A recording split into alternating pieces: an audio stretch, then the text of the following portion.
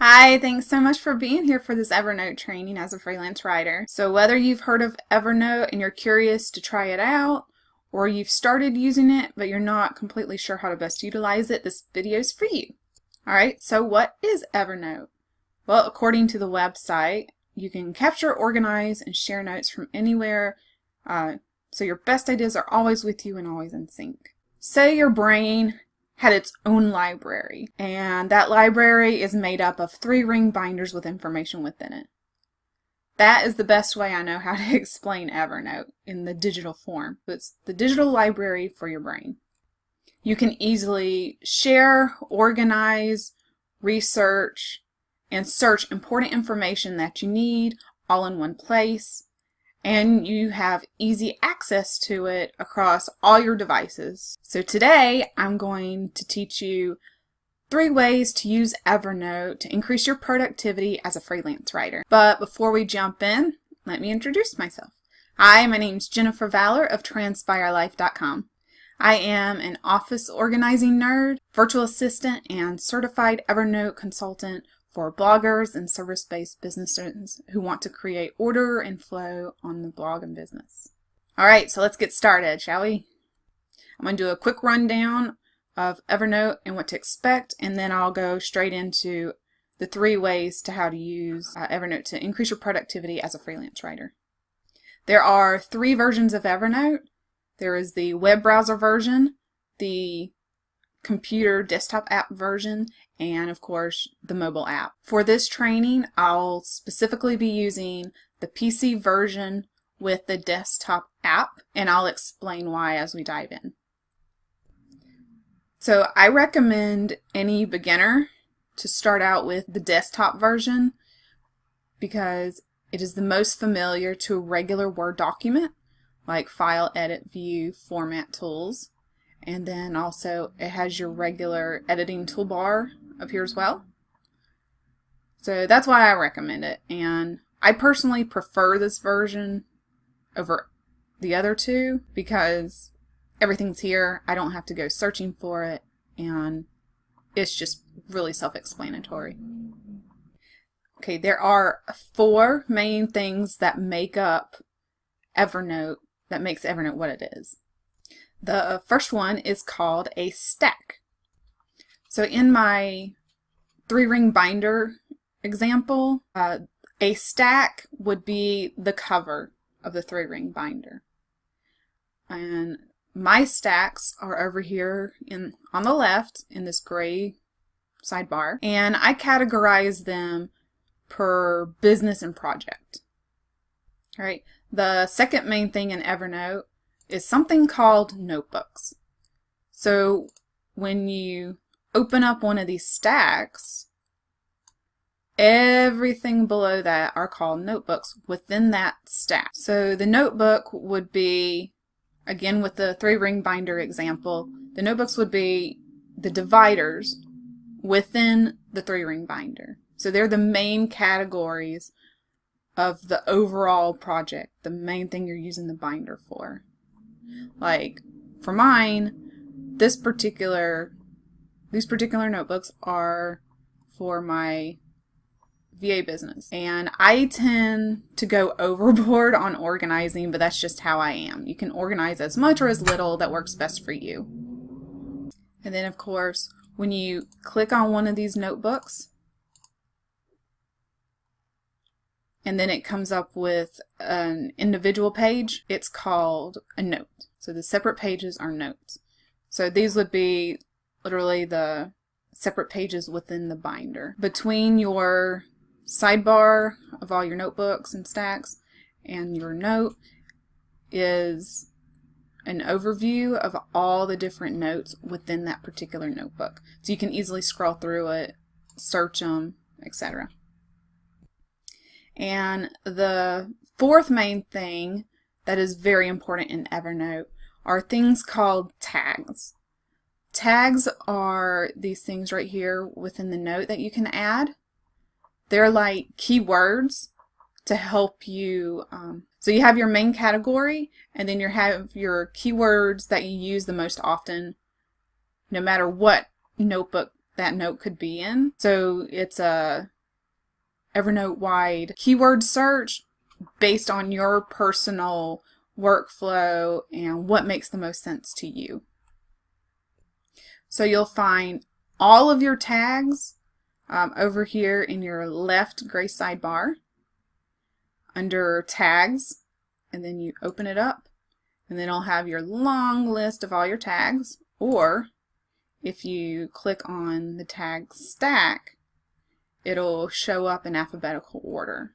And then as you scroll down, it scrolls across. So if you ever need to add something, delete something, then it's the easiest to do it from here. So if you ever want to add a tag from here, you just click the plus button and then type in the name for it and hit enter for OK.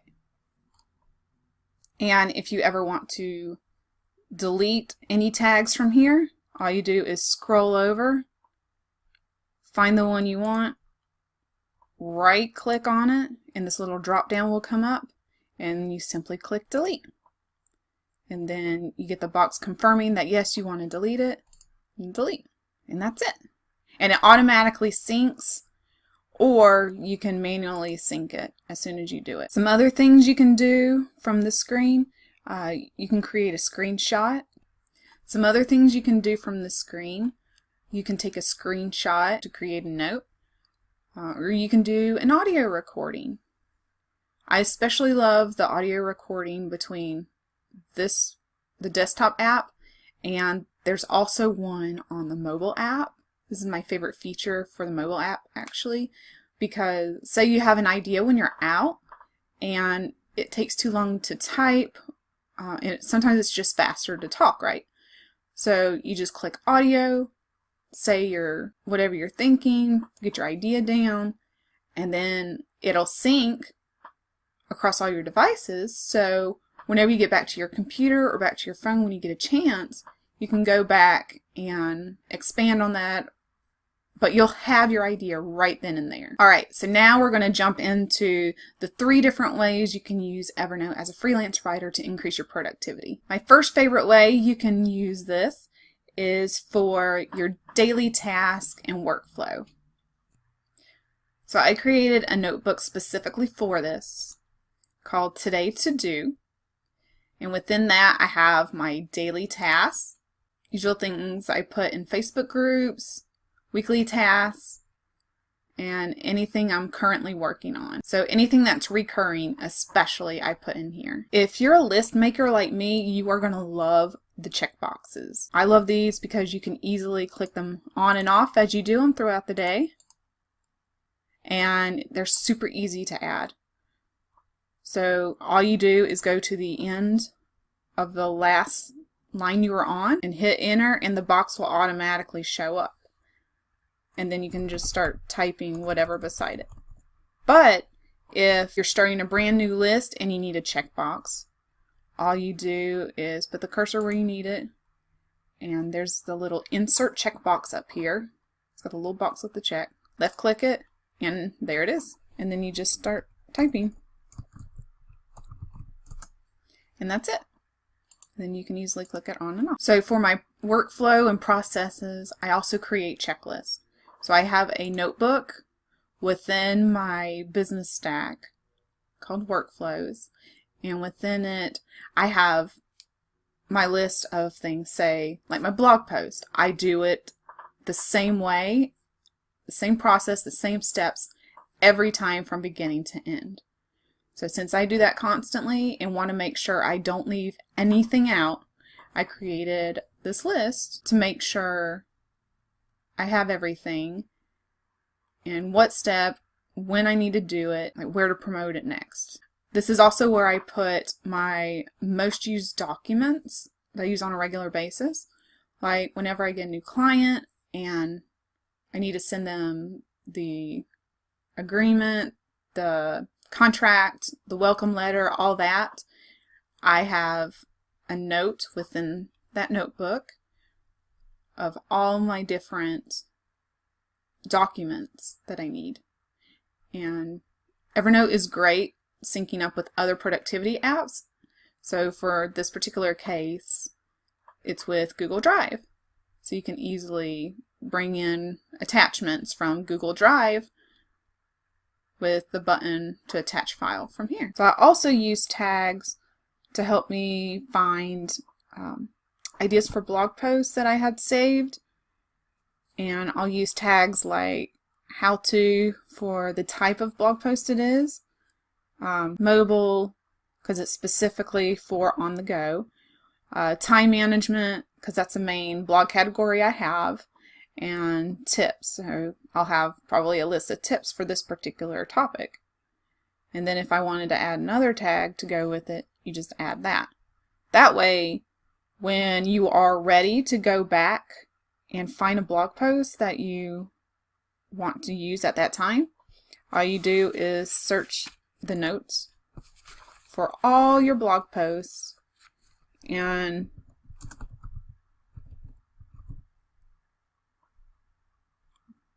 do a search for that topic, and it'll bring up any note in that notebook or stack, whichever one you click on. This particular one is in the blog ideas notebook, and then it brings up everything with that time management topic. So it's easy to find from there. So another thing you can do that's great is track your lead generation process. So anytime I meet someone, I create a new note within my contacts, and then this is the template I use for every person. So I have a template, and then I just copy and paste these main things into the new one and then just fill it out.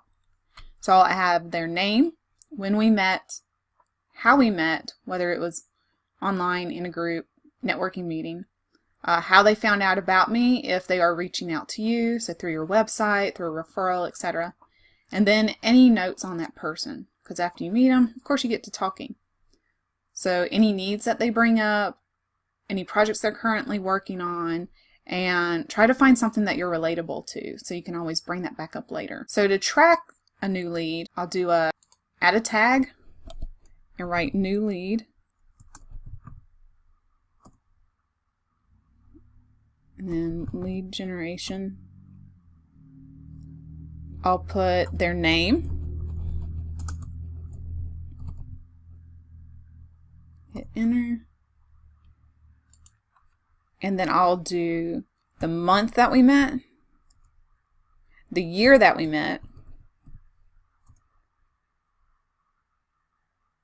I do the year and month, that way you know how, if you need to go back and follow up with someone every 3 months, 6 months, or a month later or something, all you do is simply search your notes, go to that month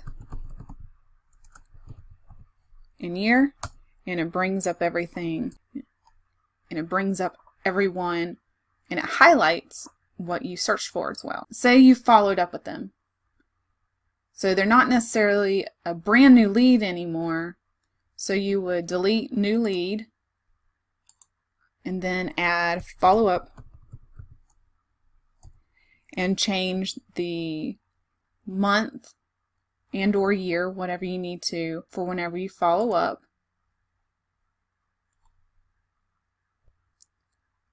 So say it's follow up 1.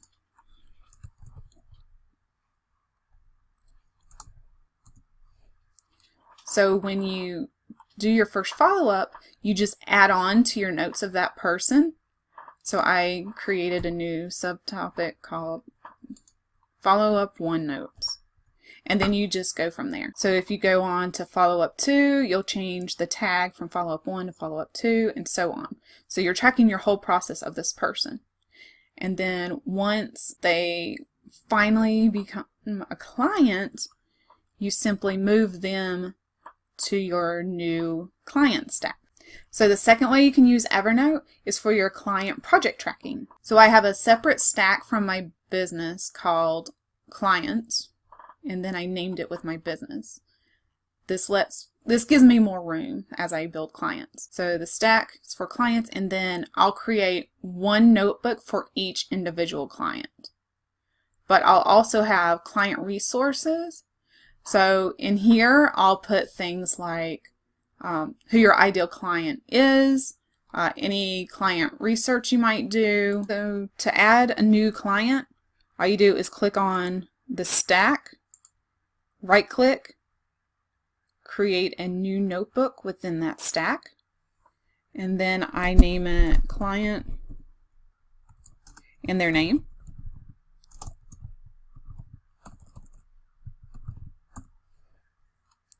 And then within this notebook, I'll put things like new note. I'll do tasks, notes. Notes would be goals, current projects, and just general notes whenever you have meetings. Tasks, daily tasks, whatever you need to get done with that client. And then I'll do a note per project that we're working on. And within that project, I'll put the due date, the month that we're working on it, and add what part of the process it's in. Like if it's in queue to get started, if we're in progress of actually working on it, if it's in the editing proofreading stage, or if it's in the review stage, and so on and so forth. If we're tracking the progress, all you simply do is delete and add the tags depending on what stage you're at. And the third way Evernote can help you is to help you run your actual business. I like to use Evernote to help me capture and track all my blog ideas and inspiration. So I created a blog ideas notebook. So I have a note per idea or list of ideas per category, and use the Web Clipper to help me capture these. So I'll show you how to do that right now. So Evernote Web Clipper is a Chrome extension. So once you install that, it'll show up here in your toolbar. So whenever, say you're searching online and you come across an article idea you want to save, you just click the Web Clipper, and you can save it as the full article, a simplified article, the full page. You can bookmark it, or you can do a screenshot. And then from there, you can put it in whatever notebook you want. So you can actually search for the notebook. Mine's blog ideas, so I put it in there. And then any other tags that goes along with it. So this one is about tips and freelance. So I'll add a tag called tips and freelance. And hit save. So all you do is go back to Evernote and sync it, or it'll automatically sync. And there it is. So once I find an idea that I like, I'll come over here to my master blog idea list and put it in under whatever category it is. And then I'll have a little checkbox beside it. This way I can track my blog post of whether or not I've used it. So I'm not writing the same thing twice. So if I'm doing any general research, say for any new tools I want to try out, or anything that looks interesting that I might try down the road, or any current research I'm doing, whenever I click the note, I have a notebook called Inbox, and this is my mass research kind of notebook. So I have it all in there. And then depending on what the particular note is, I'll tag it. Like for this one's about being an e-course, it's marketing, possibly e-commerce, it's a download. So I tag everything to make sure that it's super easy to find when I'm ready to go back to it. Another great way to use Evernote for your business is for your marketing. So I have a notebook for all my marketing copy that I write, because I prefer to write it myself. And within this, I have copy for my different freebies, my promos, for my different services and things like that. And I make sure to tag them if it's a promotion or a freebie, where I'm going to post it. So on Facebook, it's part of my marketing, and what I'm promoting, my services or that freebie. Thank you so much for being here. I hope that gave you some ideas on how you can, of what Evernote is and how you can use it for your freelance writing business. If you have any questions, just put them in the comments below and I'll come back and answer them. And if it's a big enough topic, I'll end up creating an actual video on how to do that